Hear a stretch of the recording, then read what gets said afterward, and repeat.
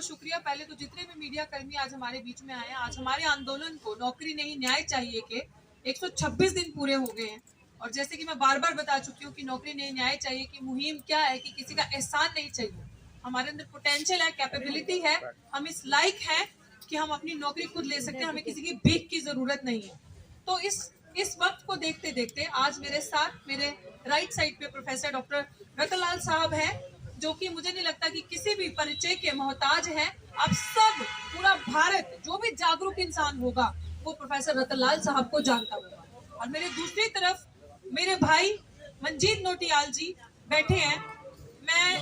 कुछ लोग ये भी सोच रहे होंगे, कहा भी था कि इतनी लेट आए भाई, लेकिन मैं आपको ये चीज बता दूं, इनका बैनर भी और इनकी टीम भी, जब हमारा आंदोलन लगा था उसके 2-3 दिन के अंदर इनकी टीम ने हमारे साथ संपर्क किया। सिचुएशंस ऐसी थी, बीच में चुनाव थे, बहुत सारी चीजें थी। भाई time by time video call के थ्रू मेरा हालचाल पूछते रहते थे, आंदोलन की सिचुएशन जानते रहते थे कि क्या चल रहा है, कि आप अकेले मत रहना, जिस समय भी मेरी जरूरत पड़े मैं आपके साथ होऊंगा। और मेरी पूरे दल बल के साथ, पूरी संख्या के साथ, पूरी टीम के साथ मैं आपके पास आऊंगा। आप धैर्य रखना, हिम्मत मत हारना। और वही चीज हुई कि अभी आपने देखा, हाल ही में मंजीत भाई हमारे पास आए थे और पूछा कि क्या सिचुएशन हो रही है, आगे की क्या है स्थिति, क्या करना है। 126 दिन हो गए, तो मतलब भाई की तरफ से लास्ट टाइम ही जब भाई आए थे तो ये कॉल था कि आज हम ताला लगा के जाएंगे यहाँ पे, क्योंकि भाई ने बड़ा अच्छा एक फॉर्मूला बताया और ये चीज हमें समझाई कि अगर उस दिन आई थिंक 120 दिन हुए थे, और ये कहा कि लग रहा है कि 120 दिन हो गए, आपको गलत फहमी है डॉक्टर, तो मुझे लग रहा है यूनिवर्सिटी के अंदर कोई है ही नहीं, एडमिनिस्ट्रेशन के अंदर कोई है ही नहीं, तो यूनिवर्सिटी हमारी है, तो यूनिवर्सिटी ऐसा लग रहा है वीरान पड़ी है, तो ऐसी यूनिवर्सिटी को ताला लगा देना चाहिए जब हमारी किसी को आवाज नहीं सुनाई दे रही, इसका मतलब अंदर लोग नहीं रहते। तो तब हमने स्ट्रैटेजी बनाई, तब हमने ये चीजें सोची कि क्या किया जाए ऐसा कि क्या सिचुएशंस रहेंगी कि अभी 126 दिन हो गए और 126 दिन के अंदर कोई रिजल्ट नहीं आया। और यही चीज प्रोफेसर साहब से भी जब डिस्कशन हुआ कि 126 दिन से चल रहे हैं हम अनडिफिटेड, एक दिन भी, 1 इंच भी हमारे हौसले डगमगाए नहीं, हम डगमगाए नहीं, हम वैसे ही, हमारा डिटर्मिनेशन, डेडिकेशन है कि हमें पता है कि जब अम्बेडकरवादी नीले झंडे की ताकत के नीचे यहाँ बैठ गए तो कुछ लेकर ही जाएंगे। लेकिन हमें ये एहसास हुआ आज कि अगर हमने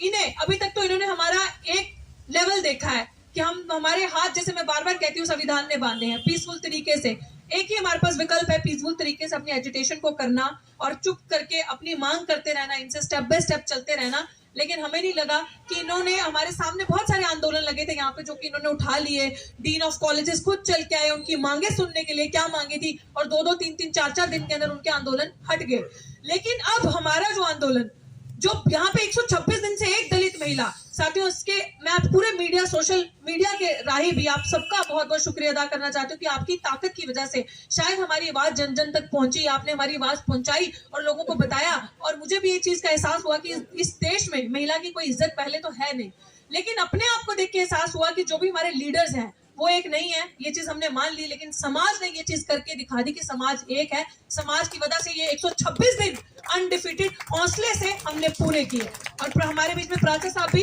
अभी आ चुके हैं, तो प्राचा साहब का भी, जो कि किसी पहचान के मोहताज नहीं है, national convener mission safe constitution advocate Mehmood Pracha ji के लिए जोरदार तालियां बजाइए। और उनकी वजह से ये लड़ाई कानूनी रूप में भी और जमीनी रूप में भी मजबूत हुई। और मैं अब ये कहूंगी कि हम लोगों ने यूनानिमसली ये चीज डिसाइड की है। आप एक ही चीज सुनिएगा ध्यान से, और जितने भी लोग समझ रहे हैं, ये जो शख्सियत मेरे राइट साइड पे बैठी है, शायद ये लड़ाई लड़ने का जुनून और ये लड़ाई लड़ने का जज्बा, और ये एक चीज मेरे दिमाग में आ गई कि नहीं, अब नहीं छोड़ूंगी, क्योंकि ये भी एक प्रोफेसर है, डॉक्टर सविता रॉय, क्रिमिनल सविता रॉय मैं कहूंगी, वो भी एक प्रोफेसर है। आप सोचिए कि वो एक प्रोफेसर और ये एक प्रोफेसर, फर्क देखिए कि यही डीसीपी एक फर्जी, मेरे लिए वो एफआईआर फर्जी थी, मैं कोर्ट में मौजूद थी, धार्मिक भावनाएं आहत होगी, तो हमारी भावनाएं नहीं है, हम 126 दिन से बैठे, दलित की बेटी नहीं है, 126 दिन से हमारे समाज की भावनाएं आहत नहीं होनी चाहिए। और इनका केस, इनका प्रमोशन रोक दिया, इनको बाहर जाना था, बाहर जाना रोक दिया। अब सोचिए 2 चीजें, और वहीं पे हमने चार्जशीट तक जमा करवा कर दी उस क्रिमिनल पे, और वो अभी तक कार्यरत है। और हम लोगों ने यूनानिमसली डिसाइड किया है कि अब हमने अल्टीमेटम दे दिया पूरी यूनिवर्सिटी को, सुन ले ये इनके आका, कि 15 दिन के अंदर अगर इन्होंने हमारी मांग नहीं मानी, सविता रॉय को अरेस्ट नहीं किया, डॉक्टर रतनलाल साहब का प्रमोशन नहीं दिया, जो उनका जो भी चीजें फॉलो करते हुए, तो ये याद रखें कि यूनिवर्सिटी के बाहर भाई भी बैठे हैं, भाई लास्ट टाइम में अनाउंस किए थे हम ताला लगाएंगे यूनिवर्सिटी के बाहर